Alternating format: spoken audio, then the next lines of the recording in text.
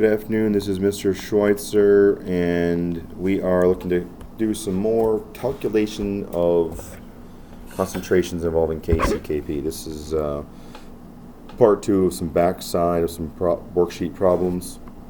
It says here a reaction of CO and H2O, okay, we use a lot of these same problems all the time, same reaction. 0.6 moles of CO, 0.6 moles of H2O are placed in a 1 liter container with 0.1 moles of each. Okay, so let's write this out here. We got CO plus H2O yields CO2 plus H2. Alright, my KC is simply going to be looking at doing concentration, so it's H2 concentration, CO2 concentration, CO concentration, H2O. Alright, let's go with initial stoichiometric ratio end. We're in a 1 liter container, so it's easy to do for moles to molarity. 0.06 moles of CO, and it's saying are placed in a reaction vessel, so that's like the beginning concentrations. So the HCO is 0.06, the H and 0.06 moles of H2O, 0.06 moles of H2O are placed in a 1 liter container and vessel with 0.1 moles of CO2 and H2O. So this is also going to contain 0.1 moles per this and 0.1 moles per liter of that. So all 4 contents are there. What are the concentrations of the reactants and products when the system reaches equilibrium? Alright, so in this case, we don't exactly know if it's going to go to products or to reactants. But we could simply just go minus x plus x plus x,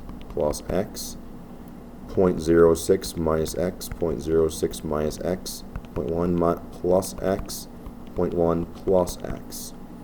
If you wanted to figure out which way it's going to actually shift, you could also do it this way and say, okay, let's just run a second page here quickly. You would do a comparison of Q to K. Now we know that our K on this thing is provided as 4.6. So this is 4.6. Where are we currently? I am at 0.1 for both of those and 0.06. So I got my 0.1 over 0.06, 0.06. And this is because I'm not exactly at my K, I would call it Q. 0.1 times 0.1 times 0.1 is 0.01 divided by 0.06 divided by 0.06. And I get a small number, but still bigger than that, 2.7. So my 2.7 is where I currently am, and my K is going to end up being 4.6. So my Q is smaller than my K. My Q will get bigger. These both, again, just a ratio of products over reactants. I will be in order to get bigger, I need to lose reactants and gain product. So I will be shifting towards the products. At that point, I know that this is minus, minus, plus, plus. I'll be going this way to attain equilibrium. Either way, at this point, plug them in. I get 0.1 plus x, 0.1 plus x over 0.06 plus minus x. And it would be the same thing. So we're looking at hopefully a simplification here. And this is going to give me 0.1 plus x squared, which is 0.06 minus x squared. And we will factor out the square. And at this point, our KC, which is 4.06, equals 0.1 plus x over 0.06 minus x. Bump the 0.06 up. And running out of room here, but I will make it work. 4.06 times 0.06 minus x equals 0.1 plus x. Distribute.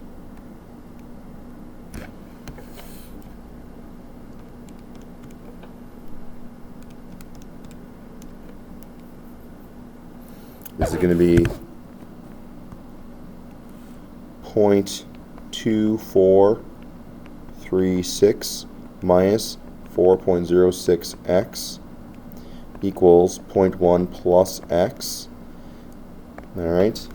At that point, you could subtract off all the non-values. So I'm going to minus 0.1 from this side, and then I will add 4.06 to this side, and this should give me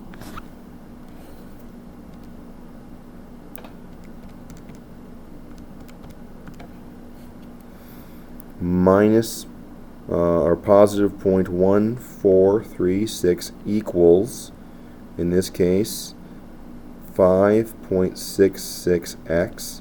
Divide out the 5.66. I just added those two values.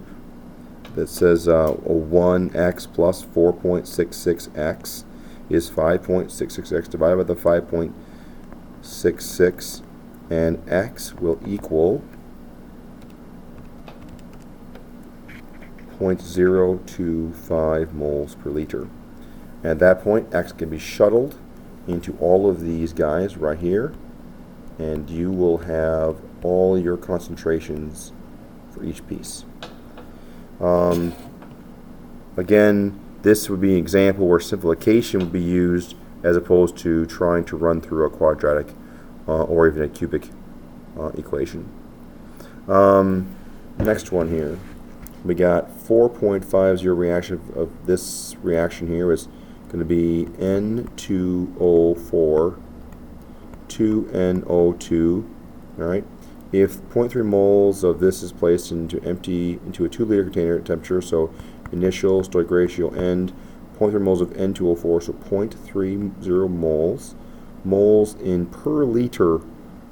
So you can do this right off the bat, or you can say just kind of erase it and say I'm going to do this on the side here. 0.30 divided by 2 is 0.15 moles per liter, and none of this. Notice they're both gases. I have a 2 here, which will affect this guy. So the K C equals NO2 squared. Emphasize these brackets because they will mark that wrong. N2O4 for the first. And this is going to be minus x plus 2x. 0.15 minus x and 2x.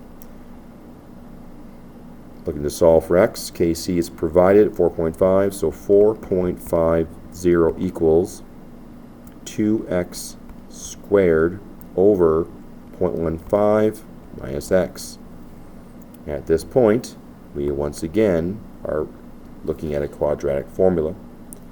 In this case, move it up. We'll go right here, 4.50 equals, I'll move that 0.15 up, and it's going to be 0.15 minus x equals 2x squared, which will be 4x squared.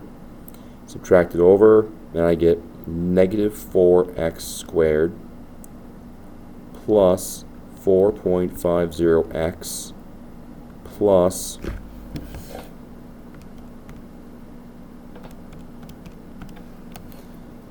0.675 equals 0. This is your A component, this is your B component, this is your C component for doing a quadratic formula. And I did one of those on an earlier video, so we'll let this one go for now. You can plug it in your own, look for your X value, and plug it in. Not going to be something we would do on an AP exam, but generally good. Any general college would expect you to be able to run through a quadratic formula. Number 7, hydrogen, a potential fuel found in water, blah blah blah. The water must be split into H2 and O2, possibly thermodecomposition. Okay, even at 1,000 degrees, the Kc is this for the reaction of this. If at 1,000 degrees, H2O concentration reaction vessel initially is 0.1, and H2 concentration will be reached. Okay, so let's write out the equation. 2H2O gas goes to and from 2H2 gas plus O2 gas. Okay, so the Kc for this thing is concentration of O2, concentration of H2 squared, concentration of H2O squared. What are they giving us here? Okay, they're saying that they're giving us the Kc, which is again right there, 7.3 e to the negative 18th equals, all right. All right. Okay, so it says split in H2 possible. Okay, there we go. Even at, so they give that's all they're giving us here. I see right here. If the H2O concentration in the vessel is initially set to 0.1, okay, 0.10 moles per liter, and what will be the concentration of H2 be when the reaction is reached equilibrium? So we have none of this, minus 2x, x, 2x, and x. 0.1 minus 2x, 2x, and x. This is going to equal, plugging these values into here, will be, O2 will be x, this guy will be 2x squared over 0.1 minus 2x.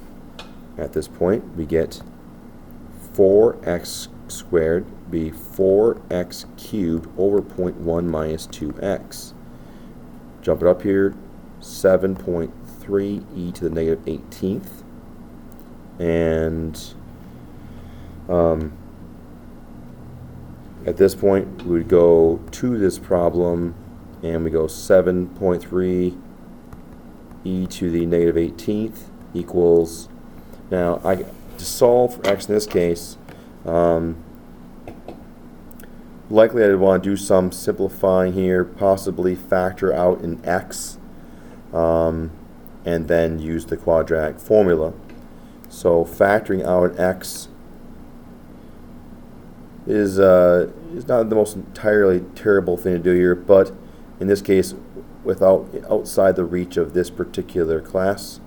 So at this point, we will stop here and say, okay, at this point, this type of problem mathematically wouldn't be required of us, but because we have to have this kind of math here, we'll just say, okay, we will not worry about this problem right now. If you want to see the answer worked out, go right there. And let's see here. Most of the college textbooks will run through problems that require some amount of quadratic formula, but like I said, on the AP exam, it's not required. And that is where we will stop. Thank you very much.